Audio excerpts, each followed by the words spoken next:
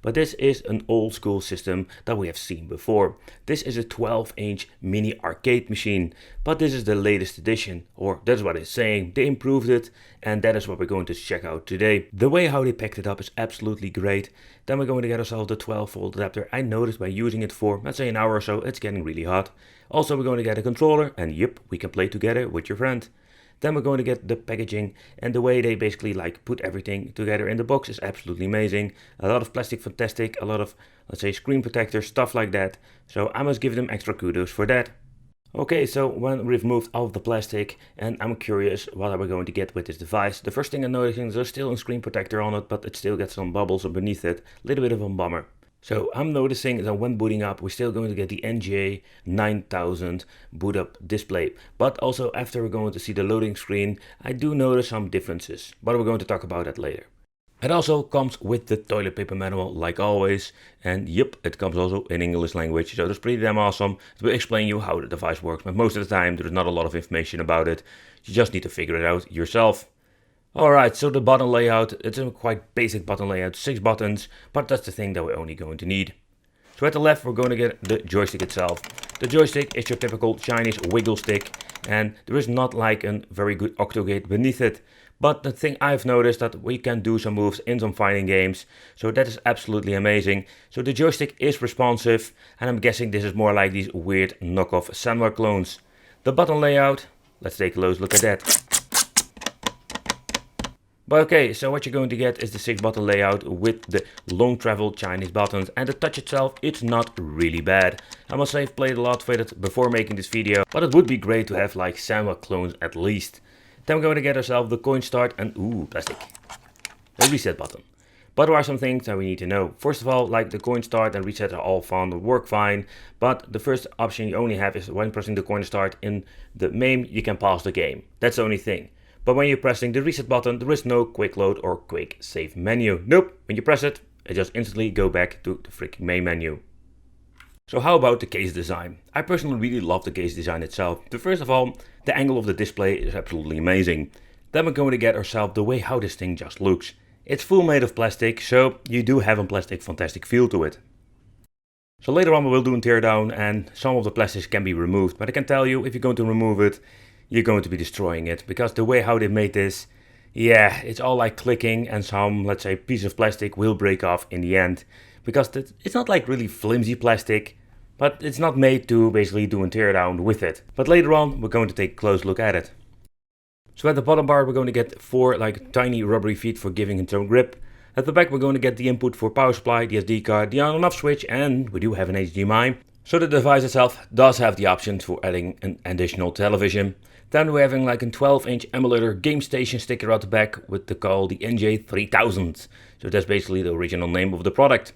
I do like this, what's it, like this very nice pattern at the back. It's not like a sticker so far I can see, but let's plow it on. So the NG9000, that's still the original name. And when you're looking at the viewing angle of the display, I was quite flabbergasted that you're going to get a pretty damn nice display. And I must say, like when you're looking at most of the cheap devices I've reviewed, first of all you're going to get these weird 16:9 aspect ratio monitors, and also we're going to get ourselves like very horrible, let's say, viewing angles. But here you can see like it looks pretty damn cool. And also I'm noticing the software, they changed it out. Yep, we've never seen it before like this. We do have a better menu. And I can't recall with the first generation of these NG9000 models, we did have like a lot of, let's say, screen tearing or other issues, but also a bad view angle and some dead pixels. We have now the support for MAME, Super Famicom, Sega, NES and GBA.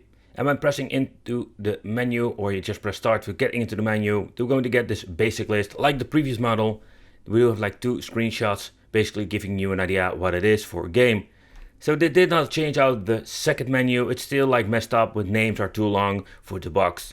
Hey, but let's take a close look at the front. We're going to get a USB 2 times and a volume control over here, but the volume is very disappointing.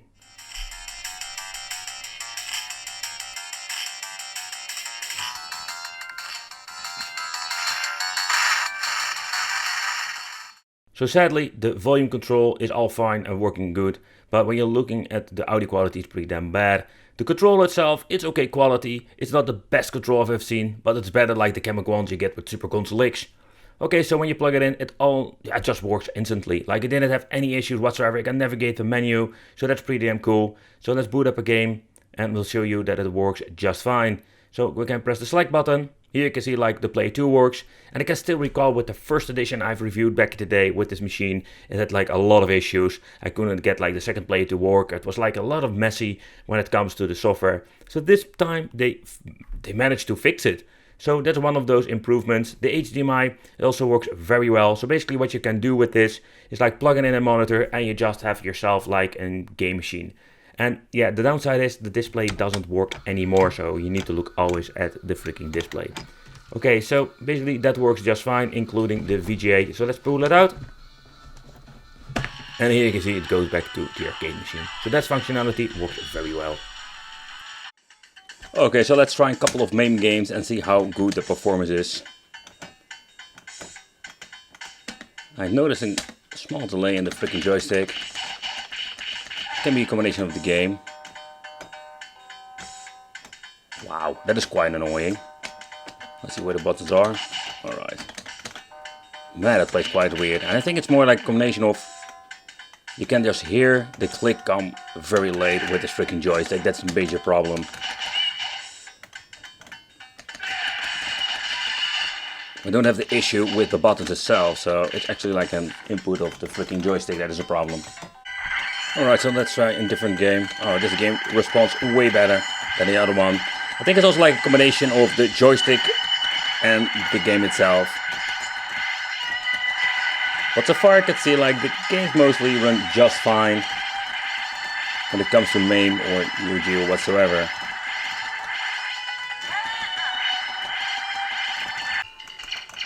I'm quite surprised to see how good the Emulation performance is. I don't see like a lot of problems when it comes to the gameplay itself. Don't hear any weird sound effects. I already told you before, like the joystick is super responsive, absolutely amazing.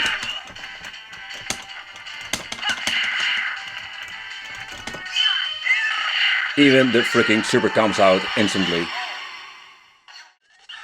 Alright, so next up let's try a 60-bit game, and so far I can see and hear everything seems to be running just fine. The biggest downside I still find of this arcade cabinet, that is the audio. They upgraded the menu, they upgraded a lot of things of this device, but they didn't upgrade the freaking speakers on the inside. It's such a missed opportunity.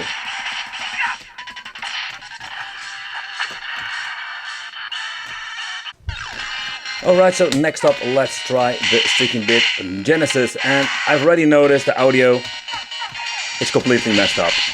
So that's kind of why we're always going to get with these devices. Somehow there was always something they try to mess up, you know. Such a bummer, because when it comes to the speed, everything in the game runs just fine. But if you really don't mind the audio, beside that, it seems to be running just fine again.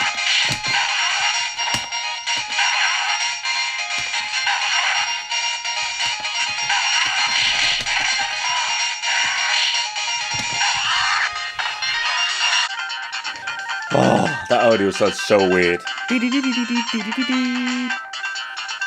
Yeah, that's really weird.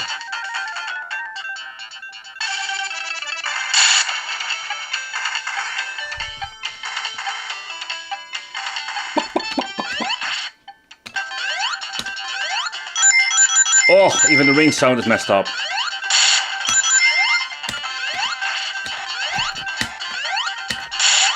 Let's see how the graphical part is. Come on.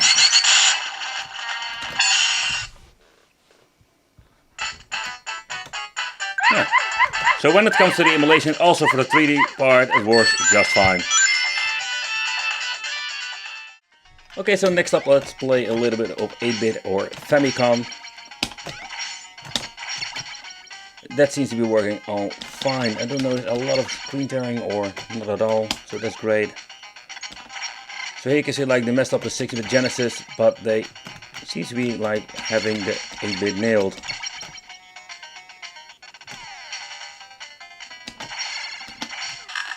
But unfortunate for the GBA Game Mode fans, they absolutely messed it up. It even I wouldn't say unplayable, but you can see like it's dropping in frames, and the emulation is pretty damn awful. Let's lower the sound. I can't take it anymore. But I guess, you know, this is the game that basically runs the best. I have seen some games like freaking like dipping to like 20 frames per second, like absolutely unplayable.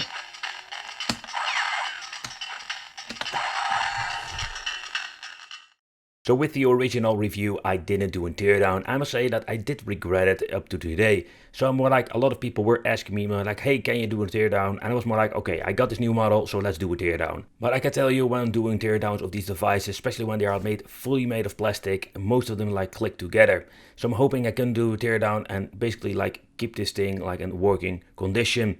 The only downside I already noticed, there's only 2 screws I cannot reach. And the reason why is because they are too deep inside the machine. But let's remove all of them that we can remove, for example the ones over here that holds the shells in place. So already get some movement over here with the bottom plate, so let's remove some more screws and some other parkers and just see how far we can tear down this device, so we can just take a close look at the inside. So the downside is like the bottom plate have been clicked together, and when I didn't like very gently tear down, I couldn't get everything like removed properly. Okay, so let's remove like the freaking zillion freaking sparkers at the bottom, because oh man, there are so many at the bottom. Oh, but the only downside is these. I cannot remove them because my screwdriver is not long enough and I have no of them are fitting. So like this one, it's too thick, it's too long enough, but you can see like I can't get it in. So that's a little bit of a problem. And yeah, so we cannot do a full teardown. But I can give you a quick look in the inside. Here you can see like everything, how they assembled it. And the main board is kind of interesting. It looks like a CM3 module. But again, I cannot remove it. They hold the freaking module with 2 screws and some clicking mechanisms, and I cannot really reach it. I can reach in with my hand, but I cannot even remove the cooling block. So also they glued it on it. So you can see like the monitor itself goes straight into the main board. So if you want to do modifications, you need to have a driver board or a replacement monitor. It's going to be quite expensive. Alright, over here we're going to get the buttons, and the joystick can be replaced and upgraded if you want to. Here we do have like the Samba clone, so if you replace all the buttons with some decent ones, I think it would be like a way better experience. Here we do have the speakers left and right, but you already notice it that these things are like sounding like shit, and explains because they are like very tiny. Then we're going to get the USB connection that goes straight into the mainboard over here.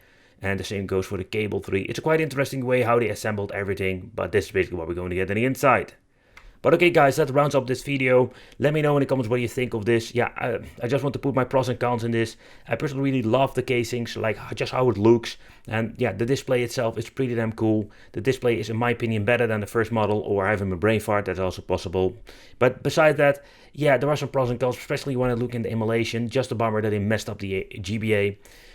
Well, thank you for watching. Consider subscribing, hit that little bell, become on the Wicked family, and I will see you in the next video.